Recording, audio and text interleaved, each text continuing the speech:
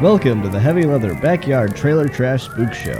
I'm Rui the Teenage Werewolf, and here's your hosts, Sleaze Grinder and Kelly Kapow.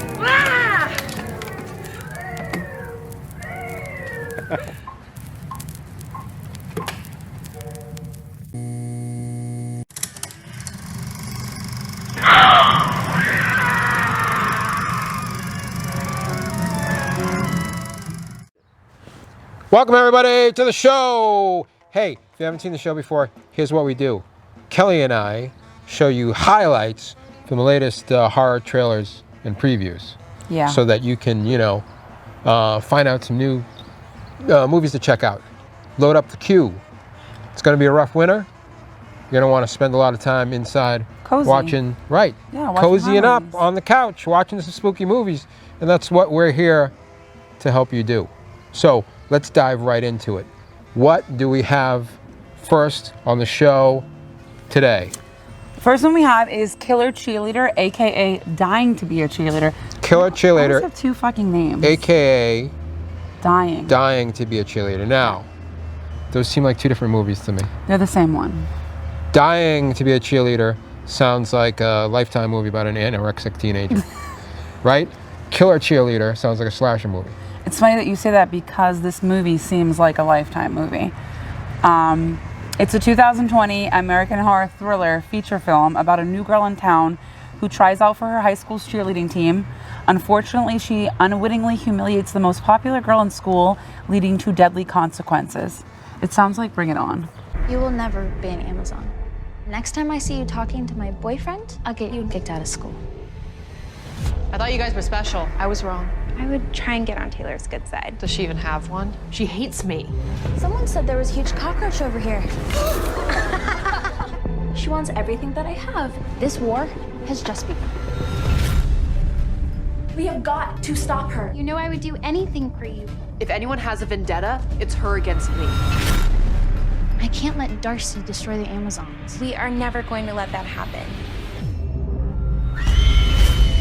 Have you heard? One of the Amazons was found dead in the girls' locker room. What? Could you confirm the events of earlier this afternoon? You think I killed her? It's like she's got this list. Steal Taylor's boyfriend, check. Kill an Amazon to get on the team, check. I just wish she would go away forever. Why are you doing this to me? I told you to get on her good side. Every time you hurt her, you hurt me! Why did you have to come here?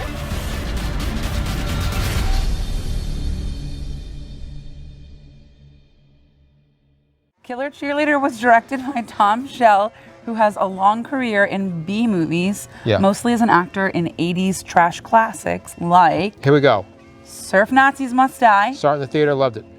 It was in the theater. Yeah. Death Row Diner. Loved it. Saw it on VHS. Beverly Hills Vamp. Saw it on VHS, loved it.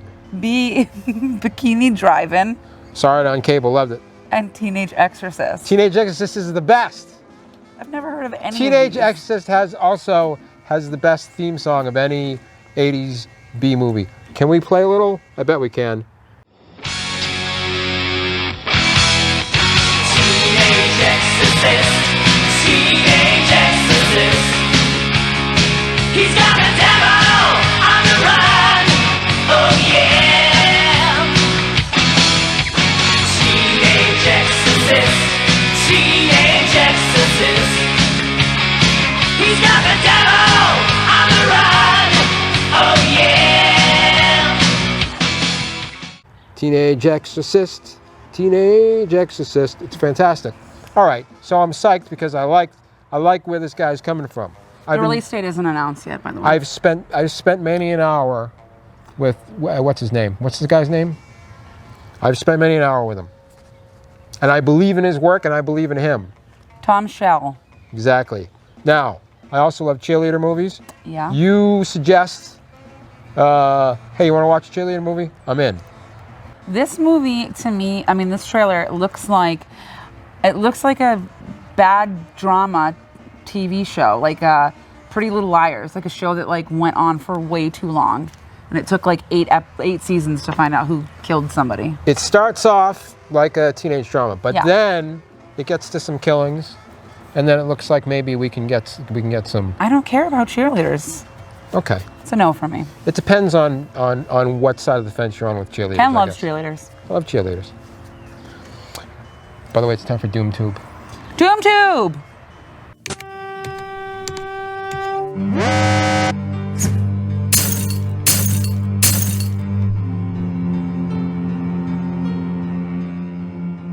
Hey everybody, welcome to another episode of Doom Tube.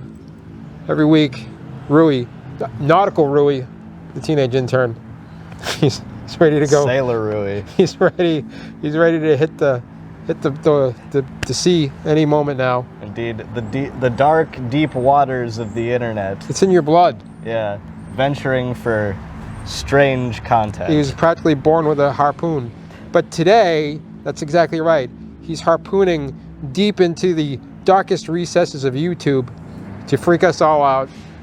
And he has another, I wouldn't call it a gem, but he has another certainly strange artifact from YouTube to show us. What do you got this week, buddy? Well, this is really, as you say, it will be an artifact, as this kind of encapsulates the really weird, low-budget children's entertainment side of YouTube, which is a genre in and of itself. Okay. Just these very low-budget, terrifying fairy tale animations that are educational, possibly. All right.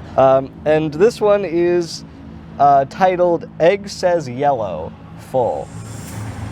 And there's really no way I can describe it. You just have to suffer through it. The egg says yellow, everybody.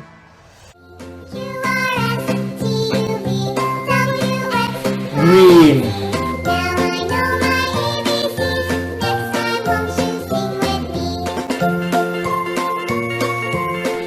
Yellow.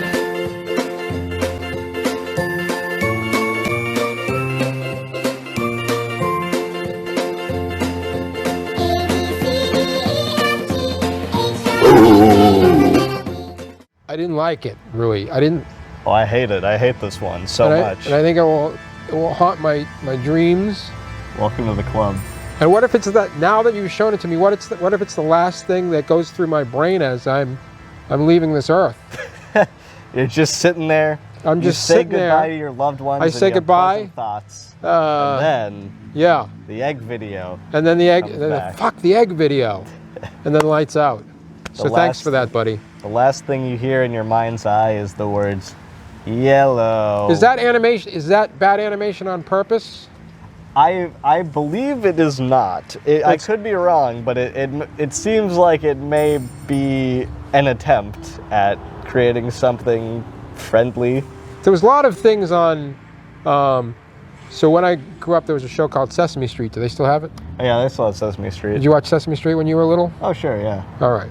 So they had a lot of animations and stuff there, you know, but they weren't disturbing animations. If they threw this in there, forget it, lights out. Yeah. This has been Doom Tube. Stay out of the darkest. You know, it's like a pool. Yeah, YouTube is like a pool. If you stay in, like, you know, the 4 foot, 5 foot part where your toes still touch, then you're okay. But if you go into the deep end, you may get grabbed by something horrible and slimy. Yeah, like yellow eggs. Yeah. All right, we'll see you next time on Doom Tube. We go fishing so you don't have to. That's right. Thank you. All right, hey, this next trailer that we're going to tell you about is called They're Outside, which is interesting because you wouldn't believe it, but we're outside. Wait, it doesn't look like we're outside. I know. It's magic. That's the magic of the heavy leather Hollywood Dream Factory. Fear will find you. Max Spencer, a YouTube psychologist, YouTube celebrity psychologist. This is cut from the cutting edge of culture, because in no other time on earth would that phrase, YouTube celebrity psychologist, make any sense. No. I'm not sure it makes sense now. I don't think it does. But I'm sure they have them. I haven't spent that much time on YouTube. He's the host of the show Psychology Inside Out. Sets himself the challenge of getting an intensely agoraphobic woman to leave her home in just 10 days. However, as the minutes, hours, and seconds count down, a creepy local legend about the black magic practicing Green Eyes that holds the town in its grip starts to become a horrific reality. I've seen Green Eyes. No, you yes, haven't. I have seen No. Green Eyes and all the shadows of the dead. Seeing is believing, right? That's what they say. Just consider that everything you think you know is wrong. Just a story, yeah. We are in the endless woods. He's real. It's real. The dead are dead and in the ground.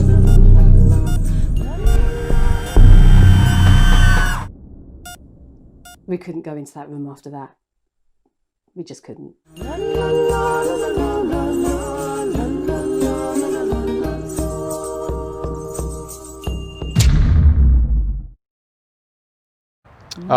Their Outside was released in August in the UK. US release date still in the works. Now, Kelly Kapow, what did you think of this trailer?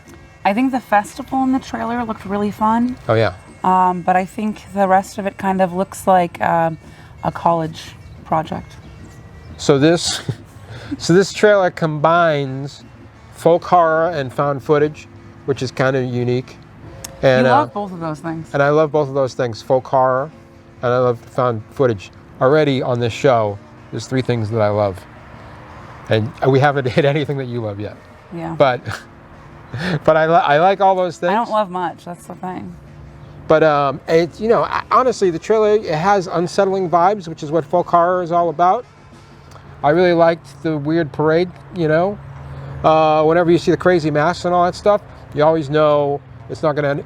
First of all, nobody survives in folk horror, and nobody survives in found footage. So you know things are going to end badly for your protagonists. This says that it's the Blair Witch meets the Wicker Man. I'm like, that's a bit of a stretch with this one. Okay, that is a lot to ask for. I don't think you're going to get that. One of the best found footage and then one of the best folk horrors. They're like, yeah, it's just like both of these. You're gonna love it. It's a combination of the best things, so it'll be even better than those two. I don't know. They're Outside, everybody. Look for it. Out soon. Okay. Hey, it's time for Kelly's Jump Scare of the Week.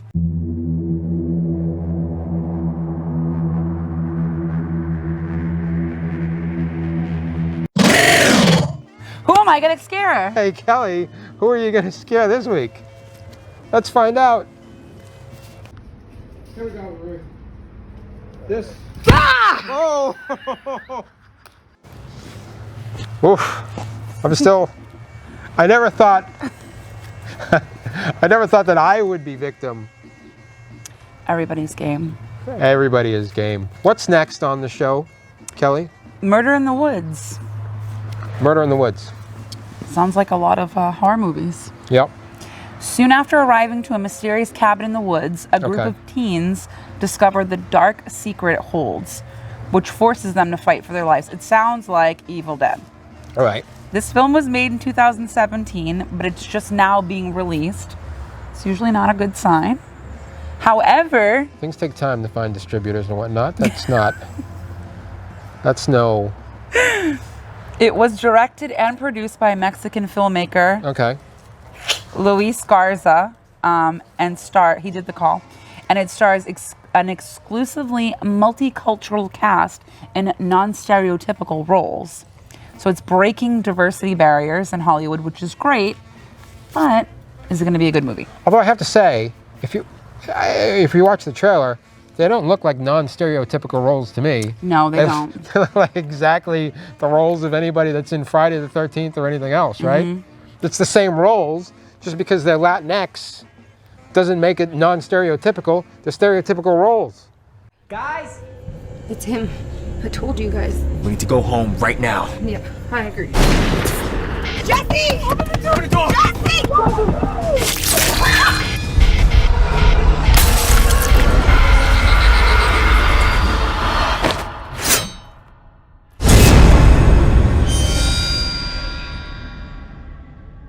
Guys? Hello? dancing around.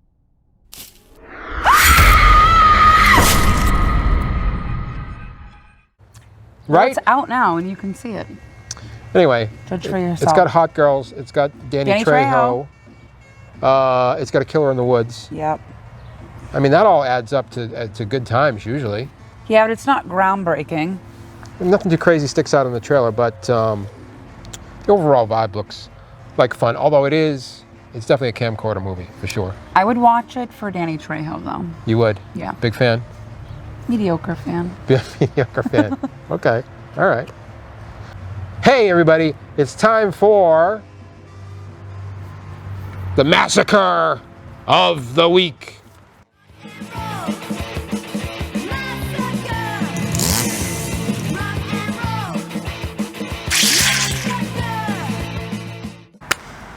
Hey everybody, it's time for the Massacre of the Week. Joe Pal Ken, yo pal, Andy Excuse. Hello everyone. Of The Fighting Fish. The with two E's. Two E's. It's not the. Yeah.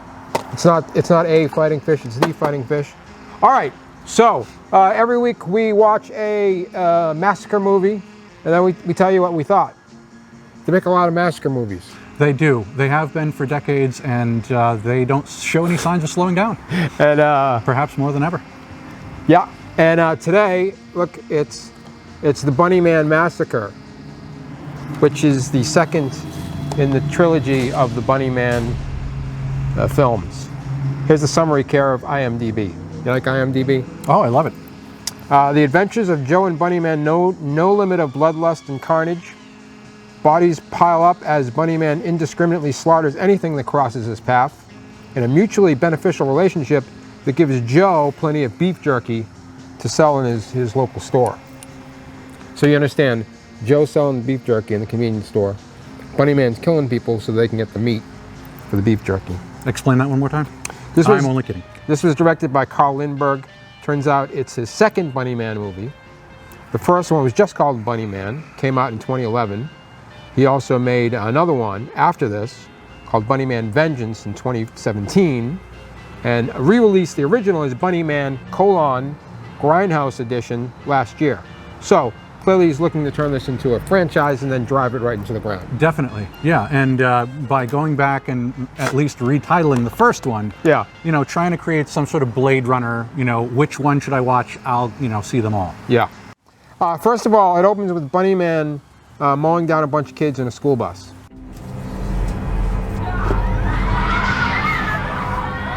What the hell was that over here?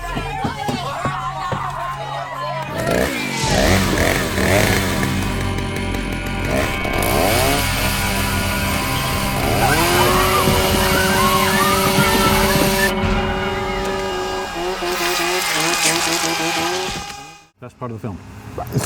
For sure. Also, we get some boobs in a tent 7 minutes in. Not bad either.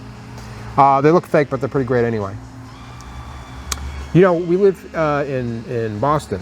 We do. Where most of, I would say the vast majority, and I'm saying like 90+% of the boobs are just, regular human boobs. Just regular human boobs. So whenever you see fake boobs, it's like... It throws you for a loop. Yeah, you're like, wow! Bunny Man massacres a chick in a tent in the same way that Jason did in Friday the 13th Part 6, the old sleeping bag smasheroo. Didn't he reprise that in 10? I don't know which one it is, but I kind of thought it was 6 because I remember seeing it in the theater, but I could be wrong. But you know that Jason did that one. Yeah, at least once. Yeah, it's a good method of massacring. And it's pretty cheap to do. Sure. Yeah, put a sack of potatoes in the sleeping bag. Put a sack of potatoes and some fake blood in a sleeping bag. Throw it against a rock. Wham. You got a good murder. Wham. There's a lot of homages in this movie. Like the tent killings had a Zodiac Killer vibe to me. Sure. Their barn or whatever it was had a kind of a heavy Texas Chainsaw Massacre feeling. Yeah. Right? Even with the rabbit in the cage was like the chicken in the cage in Texas Chainsaw Massacre. I guess. But he's the bunny man, not the chicken man. Yeah, well. But obviously Kyle Lindbergh knows horror films. I mean, he's making one, and he's making one that has a bunch of tributes to other ones in it. They even make that whiny sound from Texas Chainsaw Massacre when Bunnyman has his flashbacks.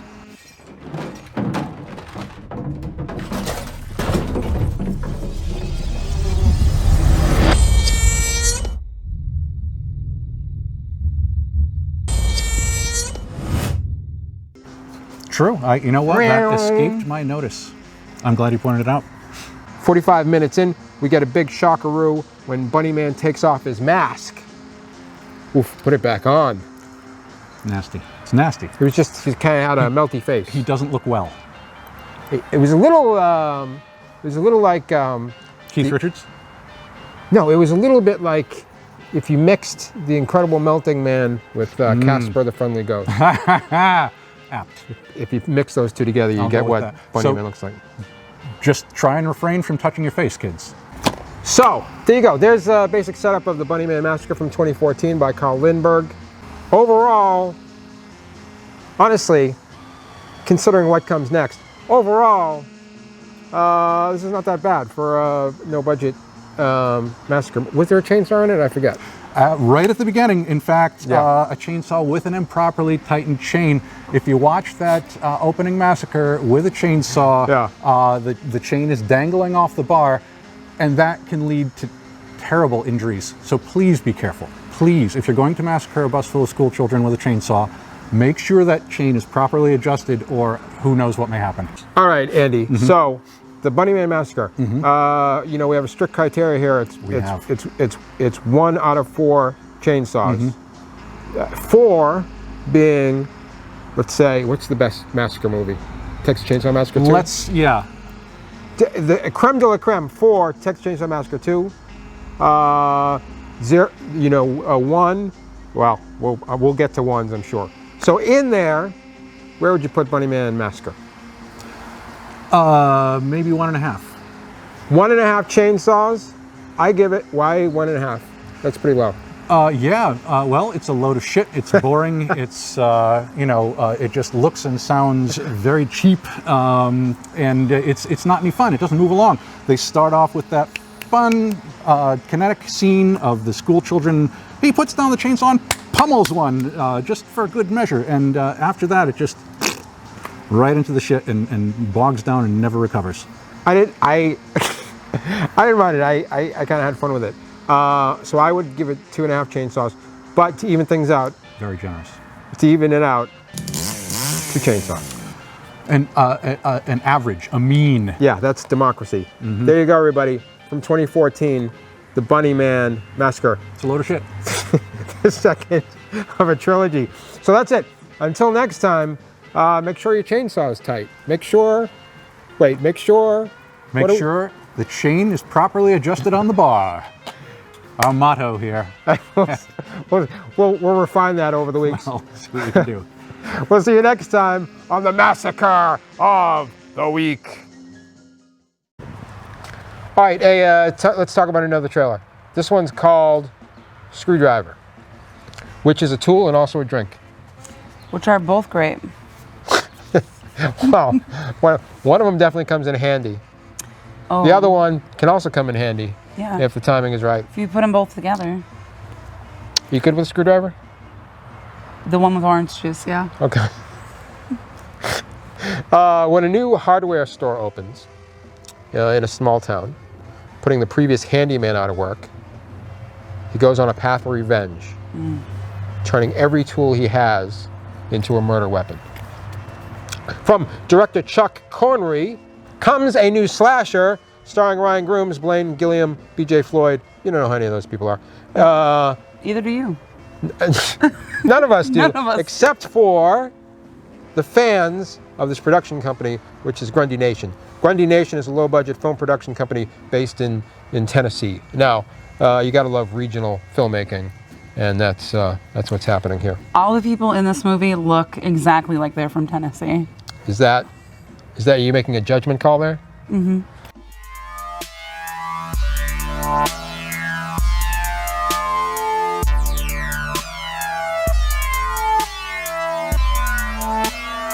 Detroit Rock City, God of Thunder, and Beth, by God. That's all you fucking need. I've dropped so many fucking panties playing Beth. Alright? Well, by God, I know you ain't, because you's wearing that fucking polyester shirt you got on, you gay son of a bitch. Hey.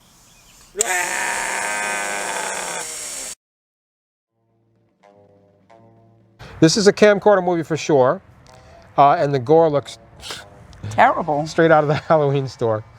But they do throw a guy in a wheelchair down a flight of stairs, and I respect them for that. The guy in the wheelchair, or them for throwing him down the wheel? For throwing a guy in a wheelchair down the stairs. Good. I mean, that's a good gag. Obviously, they didn't throw a real guy in a wheelchair. I'm assuming as an actor who isn't in a wheelchair usually, and they threw him down the stairs. Because otherwise, that would be a little over the top. This movie looks like I filmed it on my iPhone. Also, the other thing I like about this movie is that it seems to have a lot of scenes with a bunch of idiots arguing, which I always enjoy in a movie. Yeah, it looks like a bunch of Tennessee white trash. Got drunk and made a movie. It's available now on DVD from Grundy Nation Films. Can't wait. Me either. Hey everybody, it's the Pick of the Week!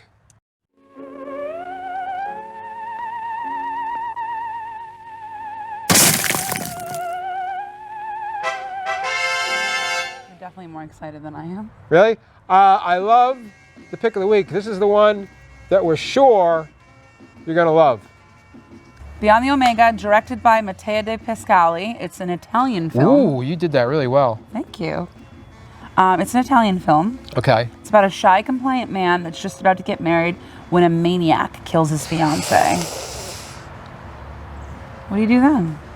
He isolates himself. Sure. In a lonely cabin in the woods. He's got to heal his wounds.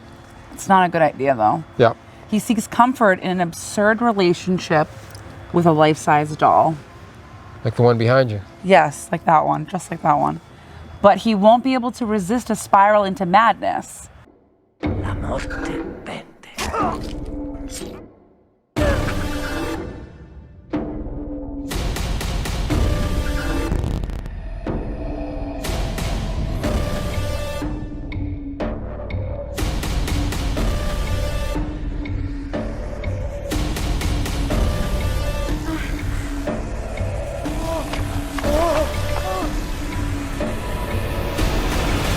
Dove diavolo sei, Aristotele?